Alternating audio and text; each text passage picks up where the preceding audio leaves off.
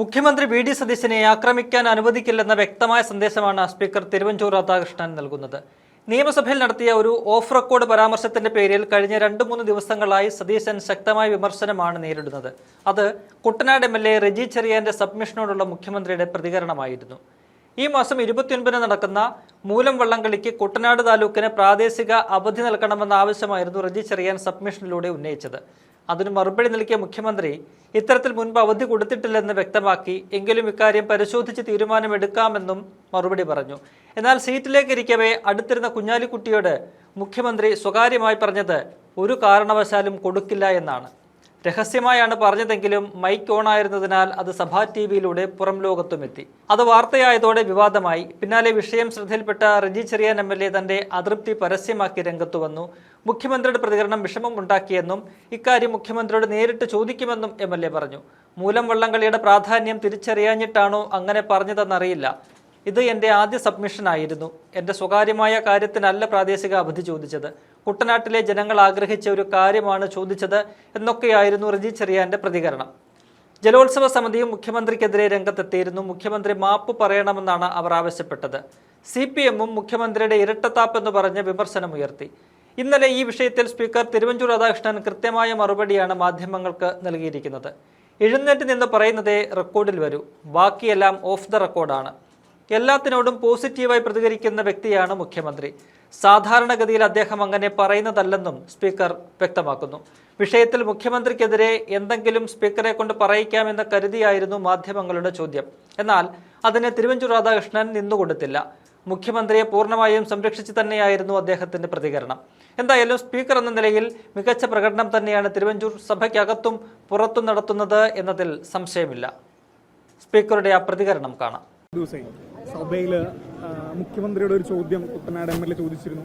ഒരു വള്ളംകളിക്ക് അവധി പ്രഖ്യാപിക്കുവാണ്.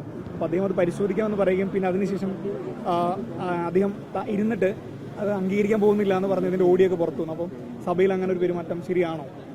അങ്ങനെയൊന്നും സീരിയസ് ആയിട്ട് പറയത്തില്ല. മുഖ്യമന്ത്രി അങ്ങനെ സീരിയസ് ആയിട്ട് പറഞ്ഞതും ആയിരിക്കില്ല. എന്താ വന്നതെന്നുള്ളത് എനിക്കറിയില്ല. മാത്രമല്ല, എഴുന്നേറ്റ് നിന്ന് സംസാരിക്കുന്ന റെക്കോർഡിൽ വരും, ബാക്കിയുള്ളതെല്ലാം ഓഫ് ദ റെക്കോർഡാണ്. അപ്പോൾ അതെന്താ നടന്നതെന്നൊന്നും എനിക്കറിയില്ല. സാധാരണ മുഖ്യമന്ത്രിയുടെ ഒരു സ്വഭാവത്തിൽ ഒരു കാരണവശാലും അങ്ങനെ പറയുന്ന പ്രശ്നമില്ല. എല്ലാറ്റിനോടും പോസിറ്റീവായിട്ട് പ്രതികരിക്കുന്ന ഒരു വ്യക്തിയാണ് നമ്മുടെ മുഖ്യമന്ത്രി. അതുകൊണ്ട് അതെങ്ങനെ വന്നു പെട്ടു അല്ലെങ്കിൽ എങ്ങനെ ഒപ്പിച്ചെടുത്തു എന്നുള്ളതാണ് എനിക്കറിയാം. വാക്കുകളാണത് അദ്ദേഹം പറഞ്ഞത് തന്നെയാണ്. 2 ടോണായി പോയി, 2 രീതിയിലാണ് പറഞ്ഞത്. ഇല്ല, എനിക്കങ്ങനെ തോന്നുന്നത്. മാത്രമല്ല, അതൊക്കെ ഓഫ് ദ റെക്കോർഡല്ലേ. അതൊന്നും നമ്മളുടെ റെക്കോർഡിനകത്തേ ഉണ്ടാവില്ല. അത് ഏത് സാഹചര്യമാണെന്ന് എനിക്കറിയില്ല. അദ്ദേഹത്തിൻ്റെ സാധാരണ സ്വഭാവത്തിൽ ഒരു കാരണവശാലും ഒരു നെഗറ്റീവ് ആറ്റിറ്റ്യൂഡ് എടുക്കും എന്നെനിക്ക് തോന്നുന്നതേ ഇല്ല. ഇതെന്താ സംഭവിച്ചെന്നുള്ളത് എനിക്കറിയത്തില്ല. ഈ പൊതുവെ മദ്യത്തിൻ്റെ ഉപയോഗം കുറയ്ക്കുക എന്നുള്ളതാണല്ലോ കോൺഗ്രസിൻ്റെ നയം.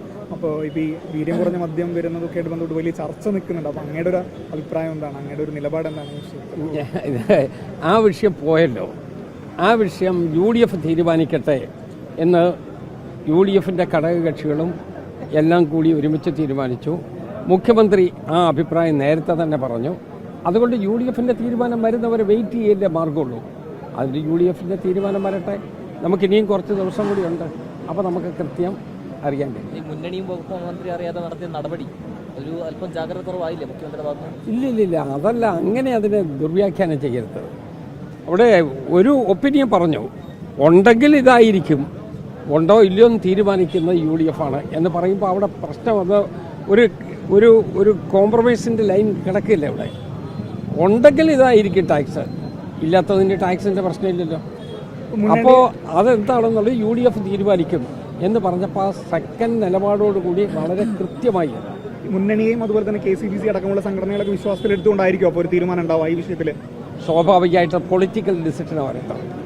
അതൊരു സ്പീക്കർ പൊളിറ്റിക്കൽ ഡിസിഷനിൽ കയറി അതിക്രമിച്ച് കിടക്കുന്നതോ നമ്മളുടെ അനാവശ്യമായി അഭിപ്രായം പറയുന്നത് ശരിയല്ല. അതൊരു നല്ല സ്പീക്കർക്ക് പറ്റിയ സ്വഭാവവും അല്ല. അതുകൊണ്ട് അത് വരട്ടെ, ലെറ്റ് ഇറ്റ് കം. അത് നമ്മുടെ മുമ്പിൽ എത്തുമ്പോഴാണ്, ഹൗസിൻ്റെ സ്വത്തായി മാറുമ്പോഴേ സ്പീക്കർക്ക് അതിനെക്കുറിച്ച് അഭിപ്രായം പറയാൻ പറ്റൂ. ഇപ്പോൾ നടക്കുന്ന ചർച്ച എല്ലാം പുറത്തെ ചർച്ചയാണ്. അതിനകത്ത് സ്പീക്കർക്ക് അഭിപ്രായം പറയേണ്ട കാര്യമില്ല. അതൊരു ഹൗസിൻ്റെ ഒരു പ്രോപ്പർട്ടി ആയിട്ട് വരട്ടെ. അത് വരുമ്പോഴാലോചിക്കും.